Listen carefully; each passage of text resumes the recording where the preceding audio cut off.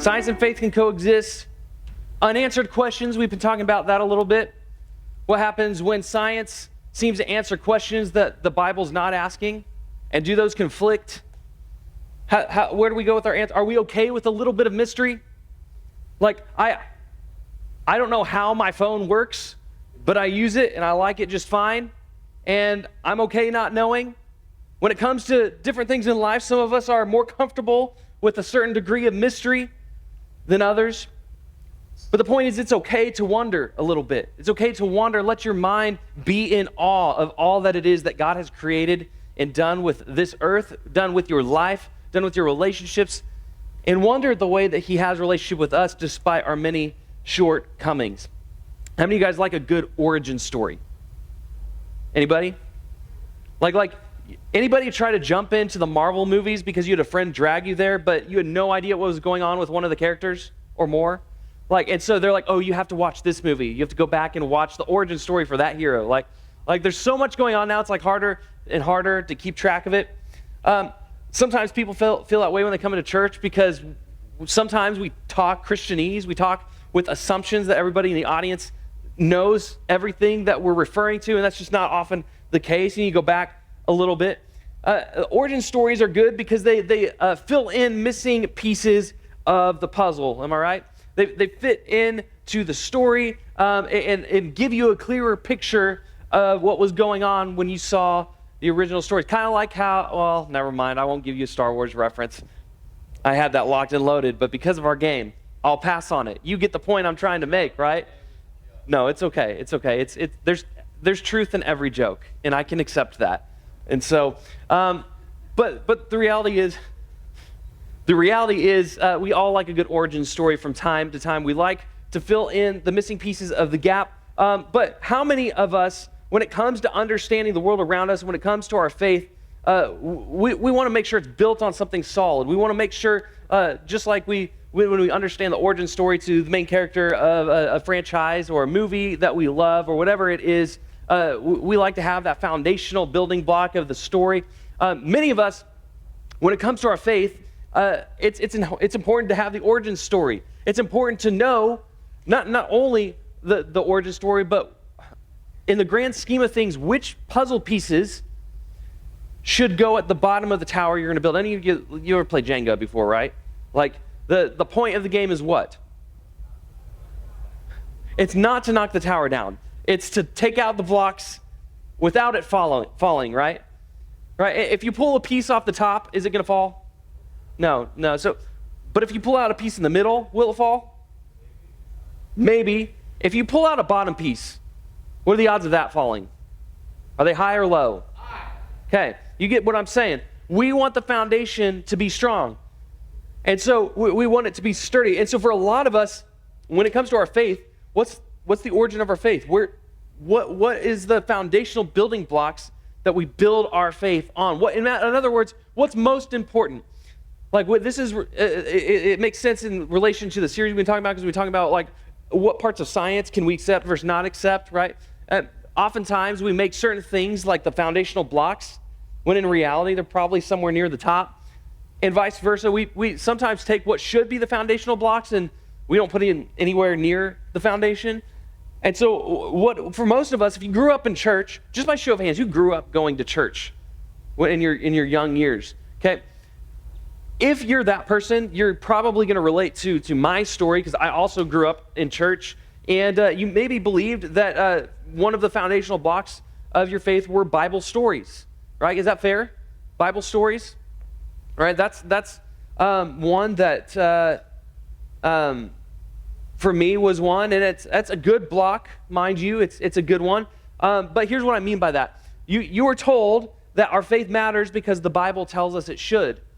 Because you read through the book of Genesis and Exodus, you read about Moses, you read about Jonah and the whale, you read about Noah's ark, and those are foundational stories, right? Those are foundational to our faith, and those are important, but should they be at the very bottom? Some of us place them at the bottom. I used to put them at the bottom. I'll come back to that a little bit. Another thing that maybe we build our faith on is other people's expectations.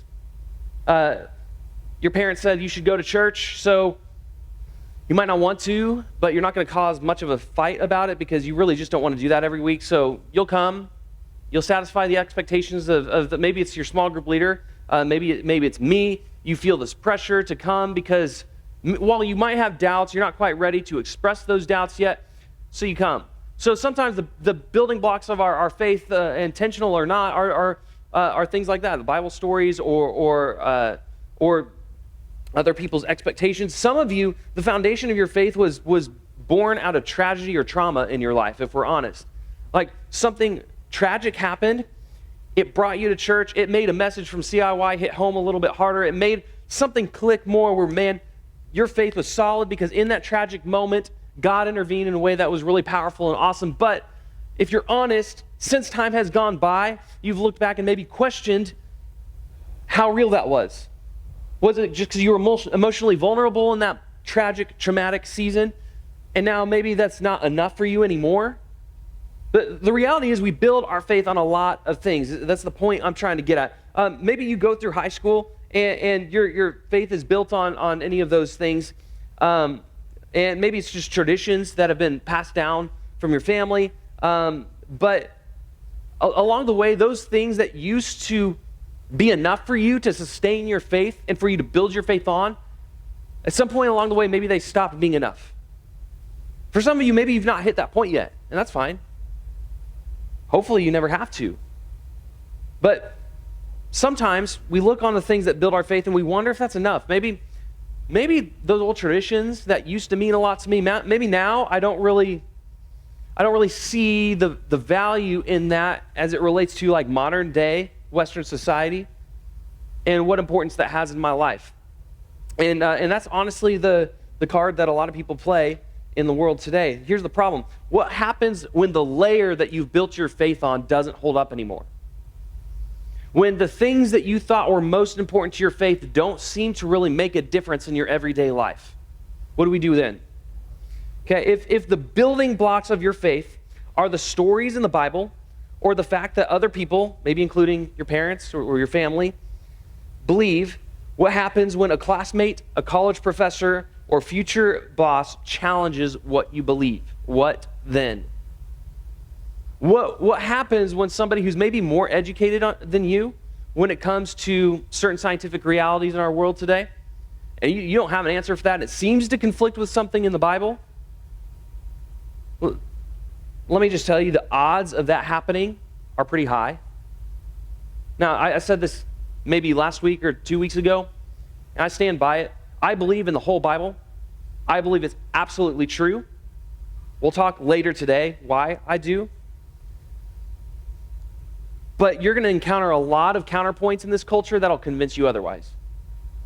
And if I had 8 weeks to sit you down in a college course and tell you why you can trust everything in the Bible, even those wacky stories in the Old Testament, I believe I could convince you.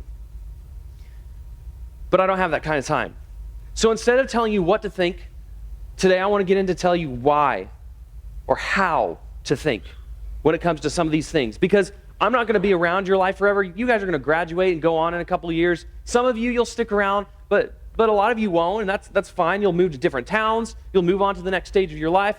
You won't be in high school forever. Therefore, you won't get to hear my beautiful messages to you every single week, which is fine. So instead of just telling you everything, how about I tell you how maybe a better way to think about things should be, and I'll let you fill in those gaps for yourself, or at least know where to look for some answers when those questions arise. The reason I said the odds of you encountering something that seems to conflict with the Bible is because 50 to 80% of students leave the faith when they graduate high school.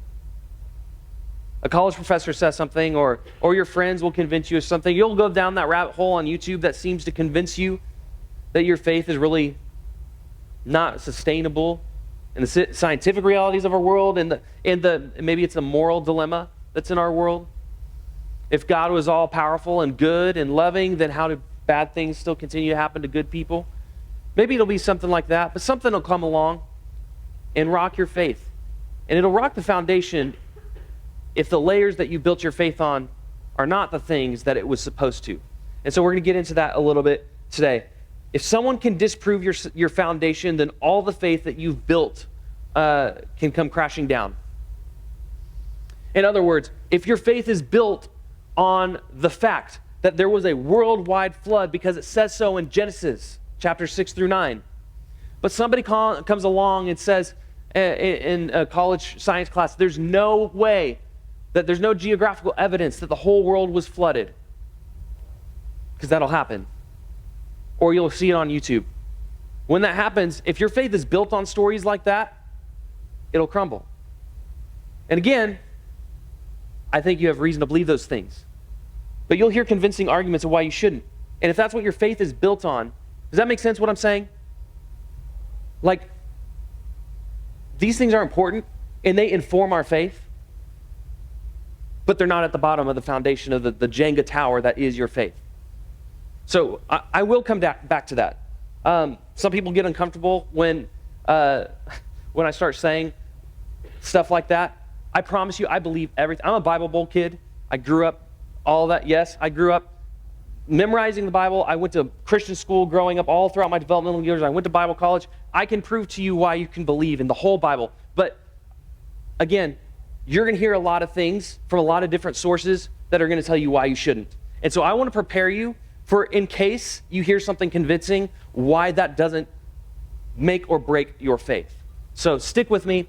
I promise I'll close that loop. But the reality is we can build our faith on a foundation that has stood for 2,000 years and was actually intended to be the foundation of every Christian's faith since the beginning. And so that's what we're going to get into today. So the question is, what should the bottom block be? What is it that our faith is built on? And that's the $100 question here. But just to recap the story of the Christian faith for you, because it's relevant to this context. If you know all this, this is going to be a review. If you haven't heard it painted in a big picture like this, I'm going to run through it really fast. But 2,000 years ago, this guy who started all of Christianity came down, and he was Jesus, who we believe is God in the flesh. He came down, and he started disrupting the systems of government and religion in the first century. Rome didn't like him because he was a pest that was causing uproar amongst the other religious leaders, the Jewish leaders, because they didn't think that what Jesus was saying and doing met the expectations that they thought were what good Jewish people should do. The Israelites, who were God's chosen people from the Old Testament.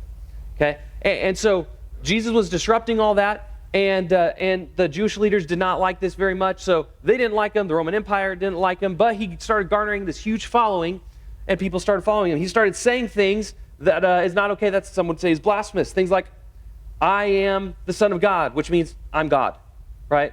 If the frog has a son, that son is a frog, right? If an elephant has a calf, that calf is a elephant, okay?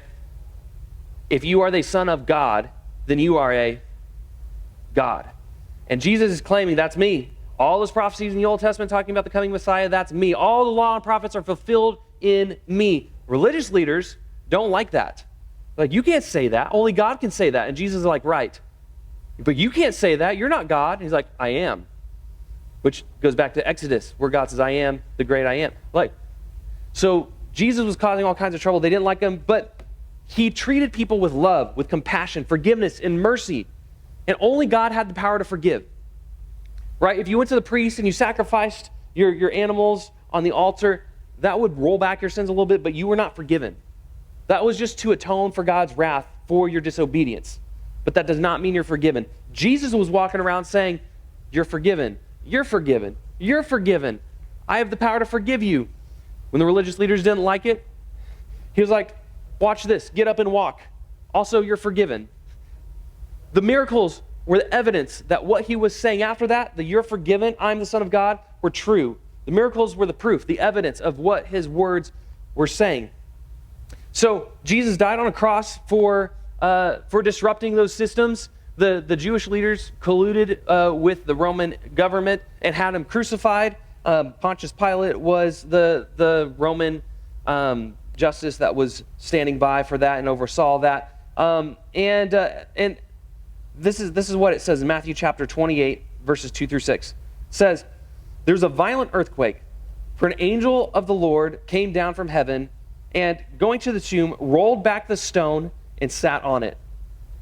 His appearance was like lightning, and his clothes were white as snow. The guards were so afraid of him that they shook and became like dead men. This is after Jesus died, but put in the tomb. Angels are coming down. They're like, actually, he's not staying in there. Okay?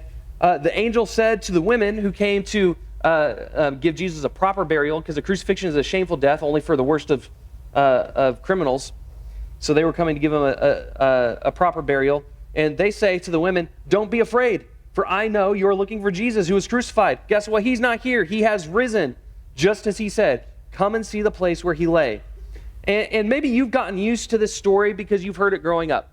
Or maybe you didn't grow up in church, but you know the basic story because you've been to a Christmas or an Easter service here or there. And so you've heard the story of Jesus coming, God incarnate, who came as a baby in the manger, died on the cross for our sins. That's the big Christmas, Easter message. And that's the story of Christianity. But you don't have to be a scientific genius to know that resurrections aren't supposed to happen, right? If you study science and you know the laws of nature, what's one thing you for certain cannot do once you die? Come back to life, right? So already we got a little issue with science and faith, right? That's kind of like the big one. Like, hey, sorry, excuse me, I'm no genius, but you can't raise from the dead if you're dead, right? That just doesn't happen. But since this event 2,000 years ago, the Christian faith has been built on this foundation, that Jesus died on a cross and rose from the dead. That's the most important building block of our faith. This event right here. One of the most famous Christians of all time, Paul, he said this. He said, and if Christ has not been raised, our preaching is useless, and so is your faith. In other words, this is the reason that we have faith. Without the resurrection, everything that we believe is pointless. Okay? Worldwide flood, I believe it, but if you're convinced somehow that it didn't happen, guess what? Your faith's not built on that. It's built on the resurrection of Jesus. Someone says you can't believe in God because this world came about over billions of years through the process of evolution. Well, okay, my faith's not built on that. It's built on the resurrection of Jesus. Paul didn't say that, if Jonah didn't actually get swallowed by a whale and stay there for 3 days before he went to go preach to the Ninevites, then your faith's useless. No, he says, if Jesus didn't raise from the dead, your faith is useless. So what I want you to know for tonight, and when it comes to any questions that you encounter, I want you to build your faith on what matters most. Again, that is the resurrection of Jesus. I'm going to quickly walk through two different processes, logical processes that you can follow in order to make sense of this, okay? There's the classic apologetic method, okay? So that's given the first thing, which is God exists, okay? If you believe God exists, that means the argument is not between evolution and theism. Okay, that's the next slide here. There's no necessary conflict between evolution and theism. The conflict is between atheism and theism. Okay, that's where the conflict is. So if you're someone that's like, okay, I can believe in a God. Maybe you've heard the argument of fine-tuning, the argument from complexity. If you've never heard those arguments, I put a video up on YouTube this last week. You can go check it out. But basically, if you believe there's enough evidence, if you just study our world, that it's like, hey, this phone didn't create itself. There's obviously a designer who created that phone. It's obvious by looking at it. It didn't just accidentally come together. And you can take that same logic and apply it to the world. Everything in this world, biological and otherwise, is so complex that there's no way that, in my opinion, that could have just happened by accident through billions of years of evolution. I think that God had to do that. And even if there were billions of years of evolution, God had to have guided it because it didn't happen by accident. And so if that's you, if you're like, okay, maybe there's a God exists. The second thing next logical conclusion is, okay, if God exists, then miracles can happen. Because miracles by nature are not natural. They don't, just like resurrection, they don't follow the laws of nature at all. By definition, miracles are supernatural. They're not natural. And so you can't study it in science. We're no longer in the science category. We're outside that. We're in a faith category because it's supernatural. It's not something that can be studied or observed or repeated By the way, no one was here for the origins of the universe, so that can't be studied or repeated. Therefore, everything that talks about the origin of the planet is under the category of theory. That includes evolution, that includes intelligent design. Both take faith, take your pick. Okay, so next slide. They cannot be measured in science. Next slide. So if God exists, then miracles can happen. If miracles can happen, then the Gospels are reliable accounts of actual events. Okay? Because the Gospels are full of miracles. And some people throw that out the window, even though they're the most verified original texts that we have from the first century or any point in history. We have more manuscripts, more copies, more original copies, more of this than any other piece of literature in all of history. So the Gospels can be reliable if miracles can happen because God exists. Next logical conclusion. Writing documents cost lots of money back then. Only people who could afford it would do it. So therefore, that's why we have lots of documents on like famous people like Roman emperors and stuff like that. Luke 1:1, many people have written about the things that have happened among us. He's talking about the life of Jesus. So next logical point. Okay, if God exists, miracles can happen. The Gospels are reliable accounts of actual events. That means you can believe it when it says Jesus rose from the dead. It's not just the Bible that's telling you that. Matthew is telling that, who was an eyewitness. Mark is telling you that, who got most of his information from Peter and was alive during this time period.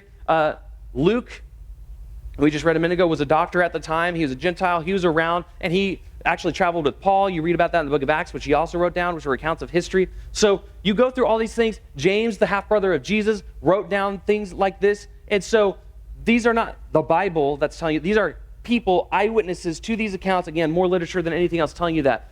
The Gospels were written because Jesus rose from the dead, not the other way around. You have a birth certificate because why? You were born. The birth certificate does not make you alive. You are alive, and therefore you have a birth certificate. The same is true with the Gospels. They were written because of an event, and that event is the resurrection. Okay? Otherwise, there would have been just this loony guy that came and did parlor tricks and then died. But he rose from the dead and therefore was worth writing down. Okay, next slide. So, if Jesus rose from the dead, then what Jesus said can be trusted. And again, here's where you get to, then all the stuff he said about God can be trusted because he said he was God. Oh, also, everything he said about the Jewish scriptures, our Old Testament, can also be trusted. Therefore, you can take things like Jonah and Noah seriously because God did.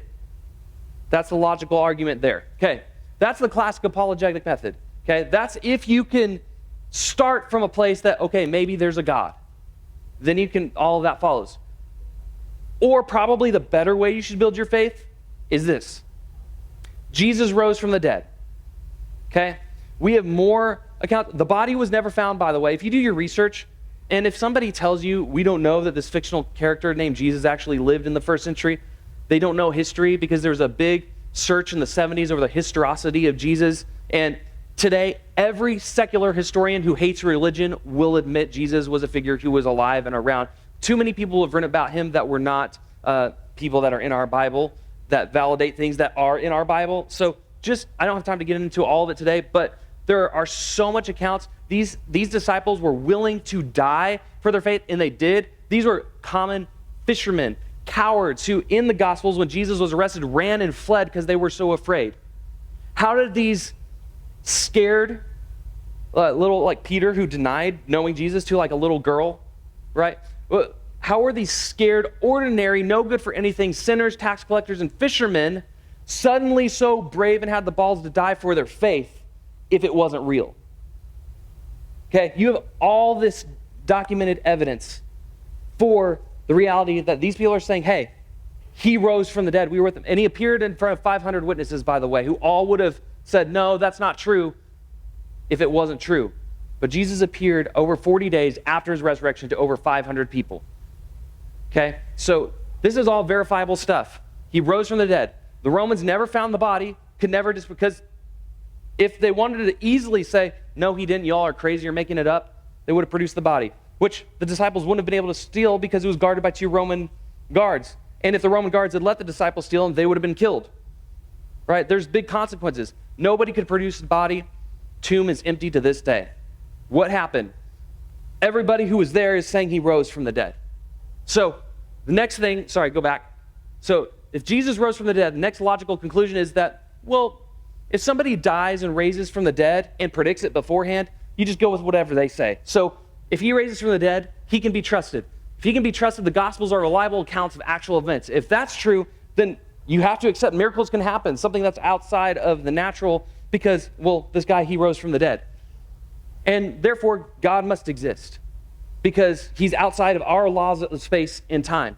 So those are two logical arguments to follow for why you can stand firm on your faith, but it's not in the Old Testament. It's not in the stories of the Bible. Well, I still believe they're true, okay? It's not built on your family's expectations or traditions or what you were told growing up in church or outside church or what you see on YouTube. Your faith is built on an event that happened, and that was the resurrection of Jesus, which went on to radically transform the Roman Empire and everywhere in the world where first century Christians should never have made it out because they were hunted and killed en masse, right? Even Paul was beheaded by Nero. Like, all the Christians at the time were hunted and were not welcomed by religious Jews or by the Roman Empire, just like Jesus. But the first century, somehow Christianity made it out, and by the third century, the whole Roman Empire under Constantine decided, okay, Christianity is the official religion of Rome, right? Goes on to change the world. You can follow your church history after that point. There's lots of good books I can recommend to you if you're interested in that kind of stuff. But 2,000 years later, we're still on fire about it today. Christianity is still growing, and it still is true. And it's not based on anything other than Jesus Christ rose from the dead. And that radically changes everything. In no other religion do you have a God who comes and sacrifices himself on the behalf of those that he created. In no other religion are you given the free gift of salvation. You have to earn it everywhere else, and you can't earn it. But Jesus paid the price for you. And that is something worthy of worship and worthy of our lives being dedicated to. And that is why I follow Christ, because he rose from the dead. We join a long line of people who place their faith in Jesus because of the resurrection. So one, I don't want you to walk away from faith unnecessarily. If you hear stuff that pokes holes in your faith, maybe those blocks probably need to be closer to the top of the tower than the bottom. But if you build your faith on the resurrection, then you don't have to let it fall to anything else. You can ask questions, you can wrestle with scientific evidence, and still keep your faith fully intact. Secondly, build your faith on what matters most. Build your faith on the reality that Jesus is God. He came on your behalf. He died for your sin, and he is now alive and living in you through his Spirit if you choose to accept him. When you build your faith on what matters most, you will build a faith that will last. It will last through the hard times. It will last through the doubts, and it will last through anything that this world throws at you. God is a part of how everything works, all of it, because he is behind everything. He is not outside or threatened by any of our questions. He's not threatened by any of your emotions. You're angry at him for allowing stuff to happen. He can deal with it. Be honest with him.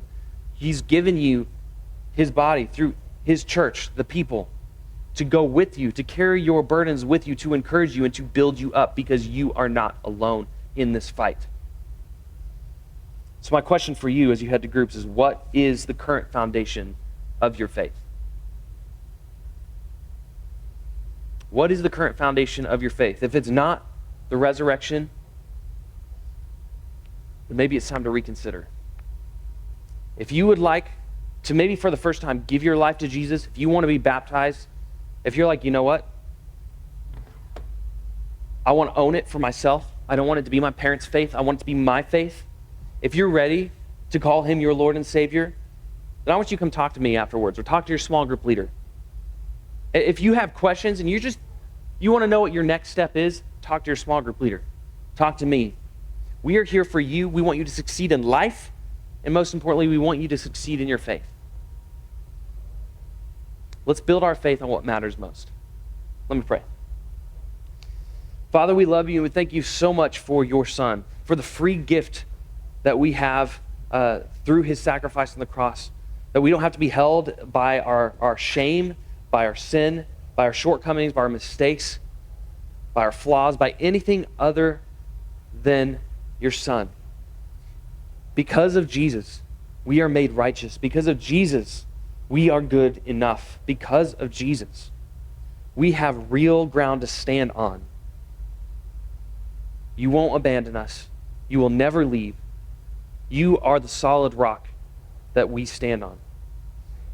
Help us to live that out with confidence, with hope. Help us to be there for each other. Help us to ignore the petty differences that the enemy uses to divide us, to separate us, to keep us angry at each other, to keep us from loving each other the way that you have loved us. Help us to fight for each other and to fight for our faith. Thank you for your Son. It's in his name that we pray. Amen. All right, I love you guys. You are dismissed to your small groups.